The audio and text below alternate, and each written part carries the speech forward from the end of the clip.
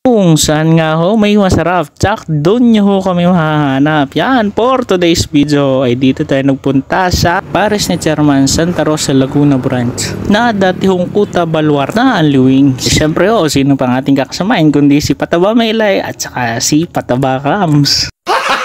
Gago! Tali, areho nga pala ang kanilang ino-offer. Yung pares regular ho na 50 pesos, pares na may balot 75, pares ho na may, kung gusto nyo pares na may utak, may mata, may tuwalya o kahit to anong gusto ninyo, meron ho sila. Ay talaga naman hundag sa tao kahit gabi na. Tapos doon ko ho magbabayad sa sa loob ho yan. Pagtapos ho magbayad, pupusta ko na ulitin sa labas para kunin naman ang yung order, di nila tatakali. Tapos areho ang schedule nila, pag Lunes so sarado, wag na wag kayong pupunta ng Lunes at siguradong wala kayong maaabutan.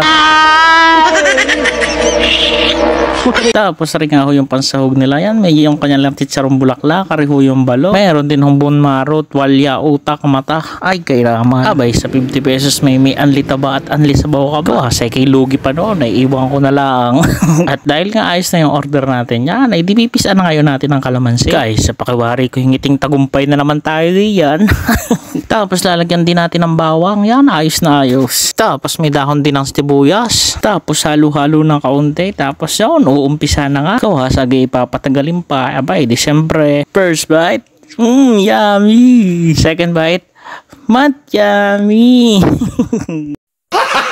Gago! Siyempre, papakita rin natin si Pataba Kams at siyempre si Pataba Maylay. Yan! Kainawan niya ho palang siksikan namin diyan. Pero yun kahit ho sa likod ay may may bawal hong kumilos ng malaki. Talagang may matatama ang tao sa likod. Ang in-order ko nga ho pala diyan ay yung pares na may balot. Tapos yung kay Kamso ay pares, regular pares. Maylay ho ay pares na may tuwalya. Kat dahil nga ho nabiting kami sa isang rice, abay, nag-order pa kami ng tigi-tigisang extra rice. Kat dahil nga ho anli sabaw at saka anli taba, abay, di humingi na ulit tayo, abay, sayang naman kalasa ng kanilang pares, sobrang sarap. Sa tunay ho, gusto ko pang humingi ng sabaw at saka taba, kaya lang ho, sobrang dami ho talaga ng tao, ang haba ng pila, palibasa mga bagito pa ho ang mga nagsiser, mga bata, medyo mababagal pa hong kumilos. Ay magaling na lang din ho, hindi tayo nakahingit, baka pagtapos ho natin kumain ay si Lord na agad.